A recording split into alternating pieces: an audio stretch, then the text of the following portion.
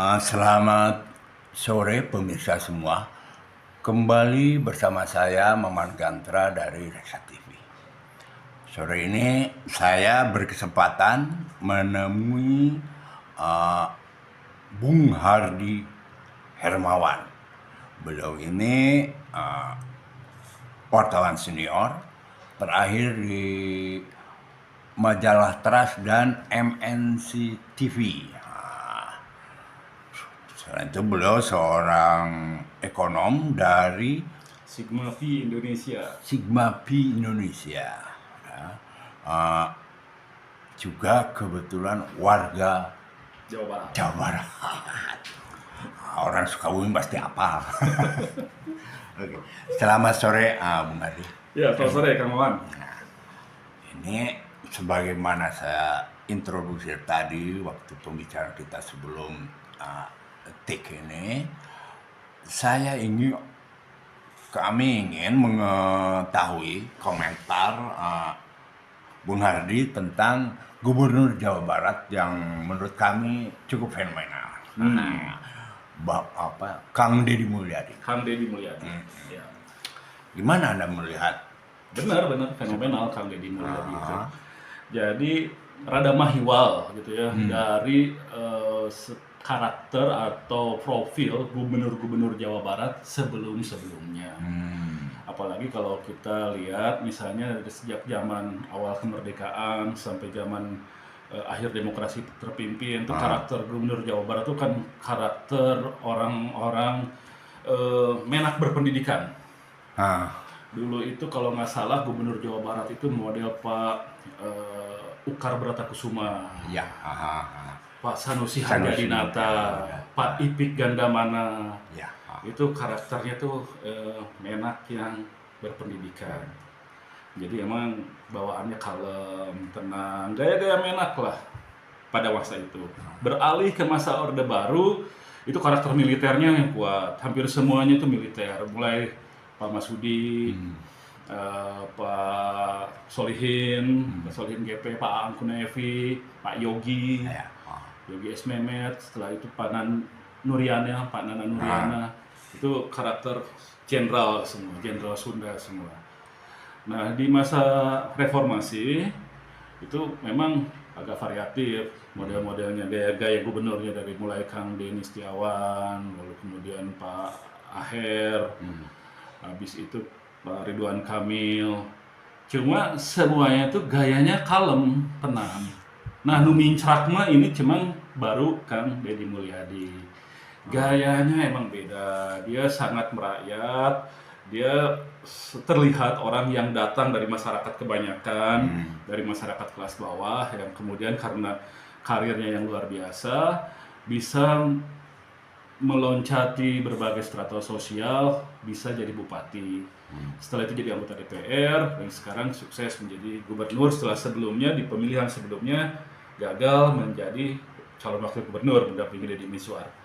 Nah, jadi teruji betul pengalaman Kang Deddy Mulyadi sebagai seorang politisi, sebagai seorang tokoh yang berakar dari masyarakat bawah sampai ke puncak karirnya sekarang. Kalau dilihat memang ya itu tadi beda dengan karakter gubernur-gubernur Jawa Barat sebelumnya. Ini bisa jadi kelebihan dari Kang Deddy. Artinya dia bisa langsung menyerap persoalan yang ada di masyarakat tanpa melewati jalur-jalur birokrasi. Dia bisa tahu apa yang menjadi masalah di sekeliling provinsi Jawa Barat ini secara lebih mendalam, lebih paham betul persoalannya, dan mungkin juga dia bisa mengklasifikasikan persoalan yang ada katakanlah di Jawa Barat bagian barat yang dekat ke Jakarta, Jawa Barat bagian timur yang dekat ke Jawa Tengah, Jawa Barat bagian utara yang di kawasan Pantura, di pantai selatan atau di kawasan Priangan Tengah. Beda-beda pasti karakternya, dan sejauh ini saya melihat Kang Deddy Mulyadi memiliki kemampuan untuk mengetahui persoalan-persoalan di masyarakat itu, karena selain dia orang yang biasa turun ke bawah, dia juga memiliki pendekatan kebudayaan yang sangat kuat, sehingga bisa menyerap apa yang menjadi problem kemasyarakatan sesuai konteks lokalnya masing-masing. Itu kelebihan Deddy Mulyadi. Dan sejauh ini juga dengan gaya dia yang mincrat itu, dia tampil menjadi problem solver, pemecah persoalan dengan gaya khasnya dia sendiri. Puncak macet, geus angkot ulah waka beroperasi, digantian ku aing sabaraha pendapatan sekian ratus ribu yang bayaran tong waka beroperasi, daripada beroperasi moal meunang nanaon da kaburu macet kosongkeun. Jalur mudik puncak aman, terlepas bahwa memang jumlah pemudik juga berkurang. Ya. Jadi upaya-upaya penyelesaian masalah dengan khasnya dia itu sejauh ini terlihat efektif. Tapi apakah cara seperti itu akan cukup efektif dalam jangka katakanlah masa pemerintahan 5 tahun? Itu masih jadi tanda tanya. Da mahal atuh. Mun saurang kabagian 700.000 1 juta terus-terusan moal kuateun da Deddy Mulyadi itu lain konglomerat. Ya kan? Ya, mungkin dia cukup memiliki sumber daya, tapi mahi kalau begitu terus dipakai untuk bertahun-tahun. Jadi mungkin yang dilakukan adalah semacam upaya untuk men-trigger supaya persoalan dari bawah sampai ke atas secara lebih cepat dan diberikan penyelesaian yang lebih efektif secara cepat juga. Mungkin upaya dia itu ke sana. Mudah-mudahan itu bisa tersistematik nantinya dalam bentuk kebijakan-kebijakan pemerintahan yang berlaku secara menyeluruh. Ya. Sejauh ini Deddy Mulyadi mungkin pergub yang baru dibikinnya itu baru pergub tentang kendaraan bermotor. Itu sebenarnya lalu pergub apa lagi ya, sekolahan, ya studi tour ya. Lalu mungkin ada satu lagi lah pergub yang dia bikin. Jadi memang masih berupa kebijakan-kebijakan yang sifatnya gaya personal gitu. Nah, kalau perda belum disusun yang seperti itu. Nah, itu yang kemudian menjadi tantangan, bisa nggak gaya yang efektif seperti itu disistemkan, diinstitusionalisasikan menjadi kebijakan, sehingga kalau misalnya nanti 5 tahun lagi sudah bukan Deddy Mulyadi yang jadi gubernur, kebijakan itu tetap berjalan karena sudah terinstitusionalisasi. Itu PR buat Kang Deddy untuk meyakinkan DPRD sebagai mitranya, juga wakil gubernurnya, juga jajaran birokrasi di bawahnya untuk bisa seiring gitu, bisa kerjanya itu bareng, membuat semua yang sudah diniatkan itu tidak hanya tergantung kepada inisiatif seorang gubernur, tapi benar-benar sudah menjadi bagian dari sebuah sistem pemerintahan di Jawa Barat. Itu PR beratnya, karena kalau satu orang, tidak mungkinlah satu orang Deddy Mulyadi bisa melakukan perbaikan menyeluruh dengan sumber daya hanya dia miliki. Nah, pertanyaan berikutnya, ketika itu kemudian sudah terinstitusionalisasi, katakanlah itu berjalan, bagaimana sumber dayanya, daya dukungnya memadai untuk kebijakan itu berjalan. Karena apa? Kita bicara sekarang ke APBD.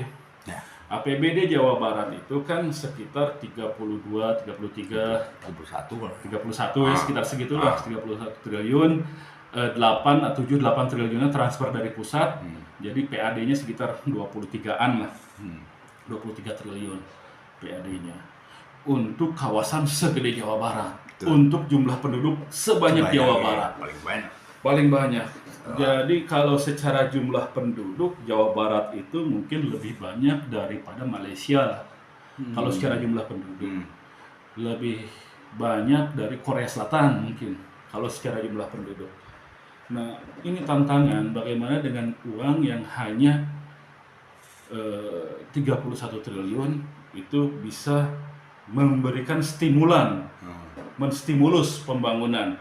Studi selama ini di berbagai fakultas ekonomi menyatakan belanja daerahnya Jawa Barat itu tidak sanggup untuk menjadi stimulan pertumbuhan ekonomi atau PDRB-nya Jawa Barat. Tidak sanggup karena terlalu kecil itu tadi nilainya. Jadi daya ungkitnya itu tidak terlalu besar.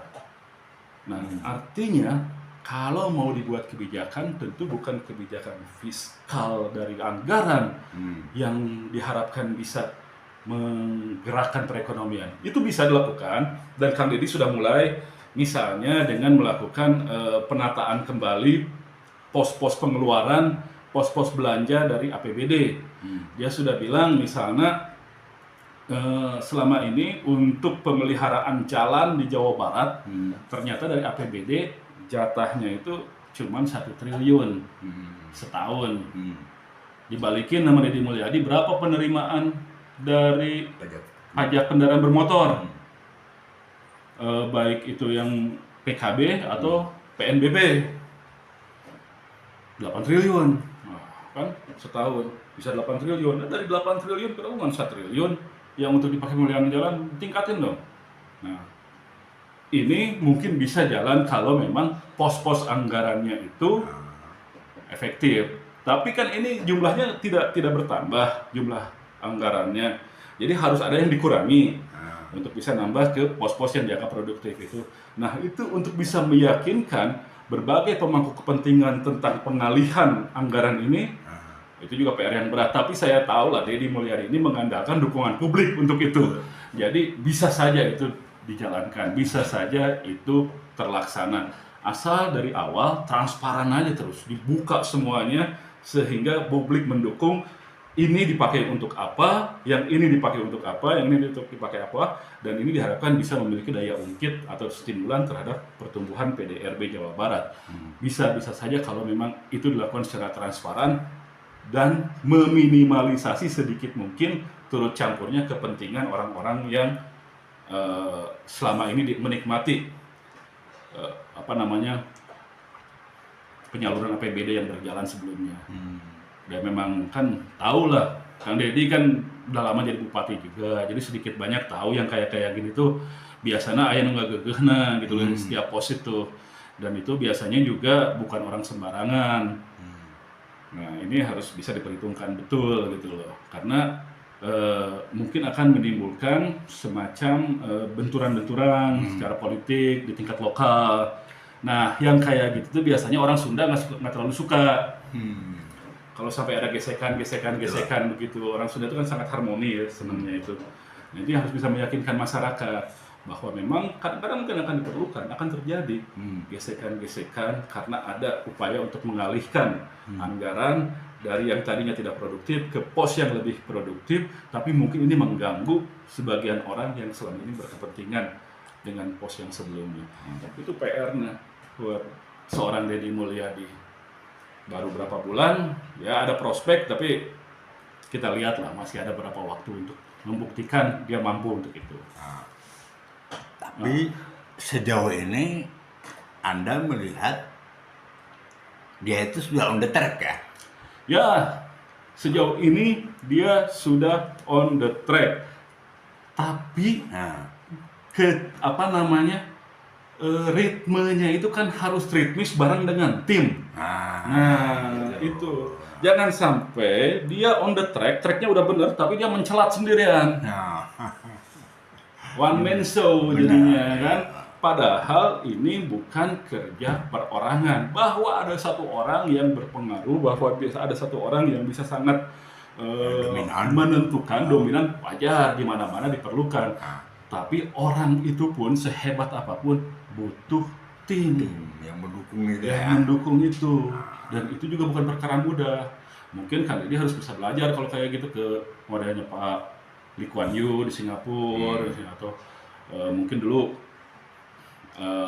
Pak Ali Sadikin di Jakarta misalnya, seperti apa caranya itu untuk melakukan upaya supaya bergerak bersama-sama. Dia on the track, tapi sorangan gitu. Itu yang Nah, itu yang memang harus. Apakah dia harus berhenti dulu narik yang lain? Ya enggak juga, tapi gimana caranya yang lain itu juga bisa ngebutnya sama gitu, kecepatannya sama, kesadarannya, perspektifnya itu memang harus sama, semata-mata untuk kesejahteraan rakyat banyak di Jawa Barat. Banyak PR-nya Jawa Barat tuh. Banyak benar PR-nya. Terutama urusan-urusan yang jadi menyangkut juga ke kepentingan orang banyak. Misalnya orang selama ini karena banyak pengangguran, kemudian bikin ormas melakukan tindakan premanisme, jadi keamanan di sana sini. Buat mereka itulah cara mencari hidup. Tapi secara tidak langsung itu membuat daya saing investasi Jawa Barat itu turun. Kermah UMK-nya sudah cukup tinggi, ditambah ada situasi yang tidak nyaman karena adanya premanisme dan lain sebagainya. Itu membuat investasi yang tadinya mungkin niatnya mau di Bekasi, di Karawang, di Subang, di Purwakarta, di Garut, di Ciamis, ya pindah ke Jawa Tengah yang secara upah lebih rendah dan mungkin juga secara premanismenya lebih cenderung relatif lebih rendah gitu. Nah itu juga PR juga. Tapi pelakunya itu kan mereka yang bergabung jadi preman segala macam orang-orang kecil juga. Betul. Nah itu harus dipikirkan benar gitu loh. Artinya di sini ada semacam dilema yang harus diberesin sama si Kang Deddy. Sorry, saya melihat dari paparan Anda ini tadi tentang apa ya? Rupanya ini timnya Deddy Mulyadi ini yang harus menyesuaikan dengan Deddy ya. Ya timnya itu yang dimaksudkan sebenarnya di sini adalah birokrasi pemerintah provinsi Jawa Barat dengan segala macam jaringannya, jajarannya, terutama itu gitu, yang formal. Yang formal, memang itu berat untuk melakukan itu. Beberapa pemimpin politik nasional tergoda untuk merekrut orang-orang dekatnya masuk ke dalam pemerintahan dengan niat yang bagus tadinya untuk membantu supaya ada percepatan. Tapi kadang-kadang itu jadi masalah juga.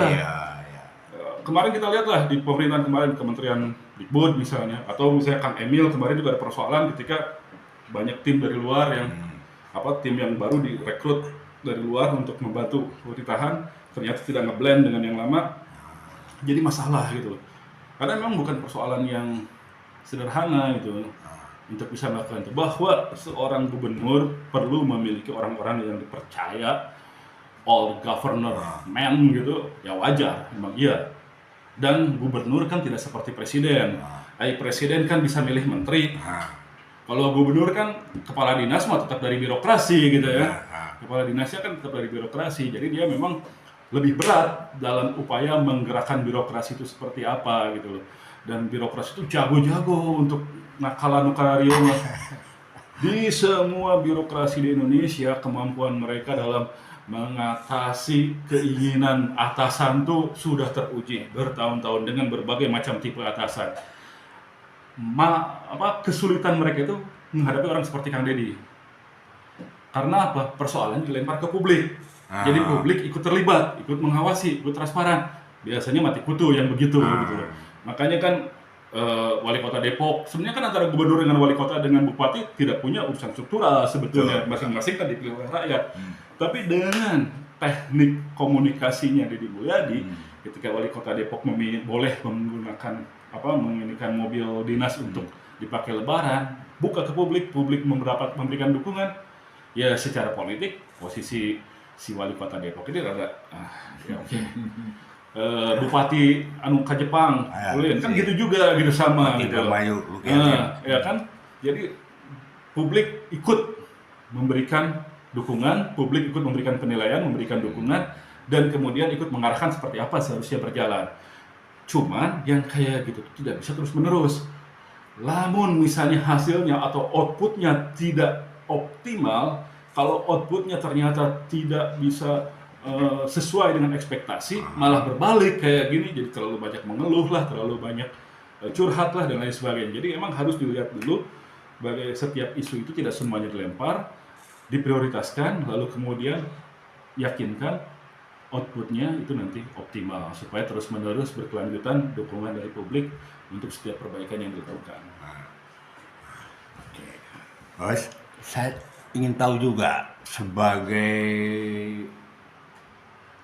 seorang wartawan yang notabene juga seorang komunikator atau seorang ahli lah dalam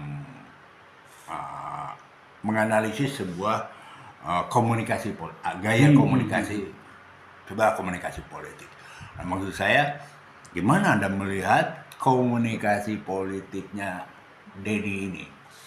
Dalam tadi itu tuh, ya saya pribadi ya, misalnya, ya terkesan nih orang Dedi ini, yaitu sok maju sorangan, kadang seperti lupa dengan tim itu. Gitu. Ya. Itu tadi dibilang itu bisa menjadi sebuah kekuatan. Itu bisa menjadi sebuah kekuatan karena dengan kayak gitu orang melihat bahwa isunya dibuka, persoalannya dijelaskan, sumbatan masalahnya di mana dijelaskan, sehingga orang secara secara refleks, secara intuitif biasanya turut memberikan sumbang saran. Turut memberikan masukan atau setidaknya memberikan perhatian terhadap apa yang sedang dikemukakan. Itu bisa menjadi kekuatan. Cuma ya itu tadi, bagaimana kemudian dukungan, perhatian, sumbang saran dari publik ini juga harus bisa dikelola supaya outputnya menjadi efektif. Kan itu yang menjadi PR-nya. Sejauh ini cara mengelola dan outputnya menjadi efektif masih mengandalkan sumber daya seorang Deddy Mulyadi sendiri. Kukang pesak sorangan gitu istilahnya di bayaran.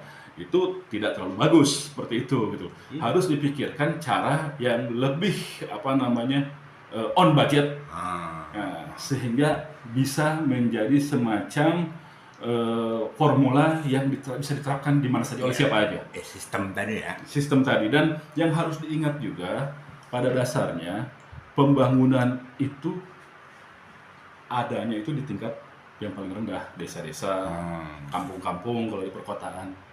Kalau desa-desanya bisa bagus, kampung-kampungnya bisa bagus, maka ke atasnya nanti akan terakumulasi menjadi kumpulan desa dan kampung yang bagus, kota yang bagus, kabupaten yang bagus, akhirnya provinsinya jadi bagus juga.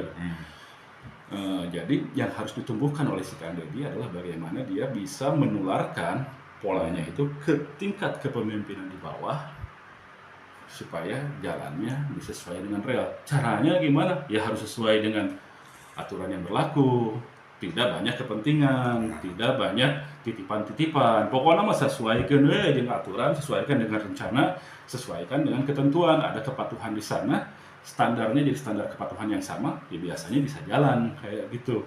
Dan semua orang juga pada dasarnya mungkin yang jadi pemimpin ingin yang terbaik gitu ya untuk wilayah yang dipimpinnya. Nah itu yang harus bisa dijadikan semacam pola kepemimpinan lah se-Jawa Barat ini. Pemimpin di daerah itu berusaha bisa menjadi yang terbaik, memberikan informasi yang terbuka, transparan kepada warga yang dipimpinnya untuk bisa bersama-sama merumuskan solusi-solusi di setiap tingkatan wilayah yang mereka huni gitu.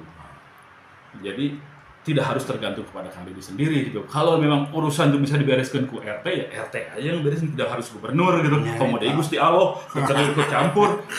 Ya, jadi ya pokoknya sesuaikan aja proporsinya. Nah itu bisa Kang Deddy itu bisa memberikan ya semacam inspirasi lah. Dan saya kira bisa lah dengan gaya komunikasi dia yang ya rada-rada mincak,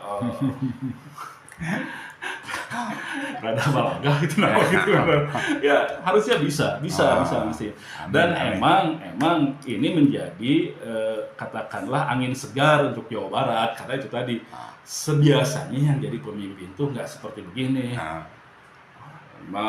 Bisa ada yang kayak gitu, tapi biasa nama ada kasep saeutik gitu nya.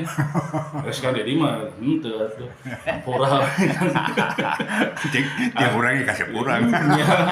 Ya kalau misalnya kayak Ali Sadikin kan gaya ya di Jakarta, atau Pak Solihin GP gitu dulu ya. Nah itu memang lain karakter, tapi Kang Deddy kan enggak, dia emang orang yang datang dari bawah, lain menak gitu. Jadi dia karakternya beda, ini angin segar untuk Jawa Barat, dan mungkin juga bisa jadi inspirasi buat semua orang-orang di Jawa Barat bahwa orang lembur nyadar sana aja bau lisung bisa jadi gubernur gitu. Ini orang lembur di sekolah ya biasa semuanya gitu. Di sekolah swasta ya bukan dari lembaga pendidikan yang sangat bonafit gitu lah kan. Tapi memang karakternya dia kan udah dibentuk di awal, jadi udah jam terbang dan mungkin nggak selama ini Si Kang Deddy juga hebatnya itu kan dia tidak tidak tampak ambisius. Misalnya gitu kan, waktu pemilihan tahun kemarin kan sebenarnya dia bisa untuk kekeh jadi calon gubernur gitu. Oh, ya. Kan enggak, dia cukup memiliki kesabaran yang taktis benar. untuk oke, wagub kunaon gitu kan. Atau ketika kemarin pun sebetulnya kan masih ada tokoh lain di Partai Gerindra yang bisa maju sebagai calon gubernur, Kang Iwan Bule dan lain sebagainya. Dia santai aja sampai akhirnya kemudian datang ke dia penugasan untuk maju menjadi gubernur dan kemudian teh gitu kan, secara kasat mata kita melihat lawannya dia itu tidak terlalu berbahaya buat dia dalam konteks elektabilitas ya. Ternyata PDIP susah untuk mencalonkan yang terbaik dari sana gitu kan. Kemudian juga PKB ternyata juga ya ngajuin bukan yang terbaiknya juga gitu. Ya jalan jadi mulus gitu si Kang Deddy itu. Ya udah jalannya begitu. Jalannya jadi mulus. Dia tidak ngoyo dari sejak 10 tahun yang lalu kemudian 5 tahun yang lalu biasa itu keyeng teuing gitu. Tapi ternyata dapat juga gitu kepercayaan itu. Nah, tinggal nanti gimana ini dimanfaatkan secara dioptimalkan secara positif, ditularkan. Yang paling penting itu adalah semangat transparansi, partisipasi, dan harmonik. Itu yang saya takutkan tadi mau harmoni eta jangan terlalu karena harmoni ya, karena babaturan jadi tetega gitu. Padahal itu yang menjadi masalah biasanya di situ.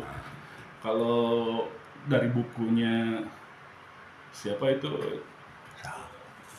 tentang Sudono Salim di sana, tapi ada bahasan tentang Lee Kuan Yew, Perdana Menteri Singapura yang pertama.